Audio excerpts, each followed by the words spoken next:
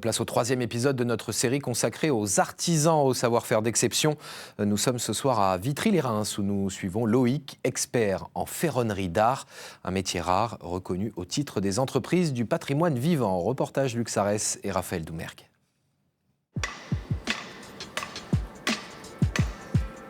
Au cours de mon année de terminale, j'ai hérité de la forge de mon grand-père. Et j'ai essayé, il y avait un sac de charbon, une enclume, j'ai essayé, ça m'a plu.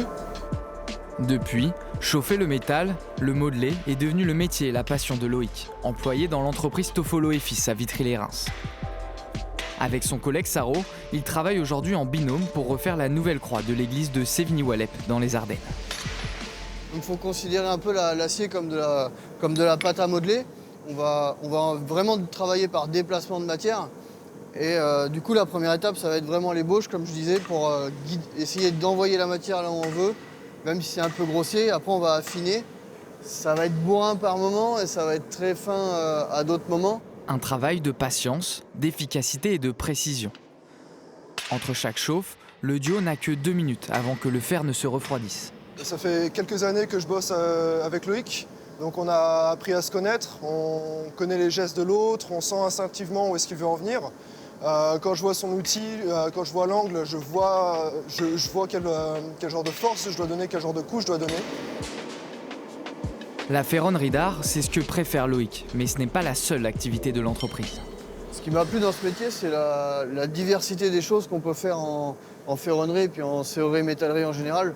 On va pouvoir faire des croix d'église, des escaliers, des rampes d'escalier, des portes, des fenêtres. C'est vraiment génial. Tout ce que permet l'acier, c'est super. De l'autre côté de l'atelier, Pierre travaille sur une grille. Lui est serrurier métallier. Il soude, découpe et assemble des objets métalliques plus fonctionnels qu'artistiques. Il y a du travail en ferronnerie, mais c'est pas non plus pour occuper une entreprise entière, c'est assez difficile. Du coup, généralement, ça va être des entreprises de serrurerie métallerie qui vont avoir un secteur ferronnerie. Ça veut dire que si pendant un temps, il n'y a pas de chantier de forge, de ferronnerie, les ouvriers vont pouvoir passer en métallerie. Si la métallerie permet à l'entreprise de se diversifier, la ferronnerie d'art représente tout de même 70% de l'activité, majoritairement tournée vers le neuf. C'est Fanny, la femme de Loïc, qui réceptionne les demandes des clients. En tant que dessinatrice, elle prend les mesures et fait les designs d'ensemble. Donc là, on a un client pour lequel on a fait un portail. Donc il souhaiterait qu'on rajoute une frise décorative sur cet espace-là.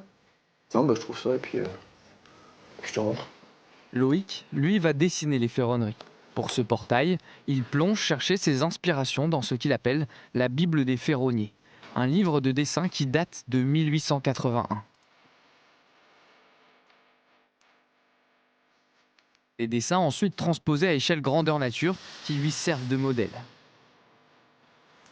On peut avoir avec l'épaisseur, différentes épaisseurs carrées. Le départ, Après 2 heures de forge, la première branche de la croix commence à prendre forme. il y a une bonne ébauche qui est faite. Il y a encore quelques ajustages à faire. quelques ajustages, mais on est pas mal, on est sur la bonne voie. Puis ça nous a permis de voir aussi dans notre méthodologie qu'est-ce qui peut être amélioré.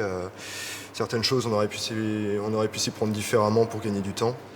Pour la terminer, il faudra à Loïc et Saro encore une grosse semaine de travail.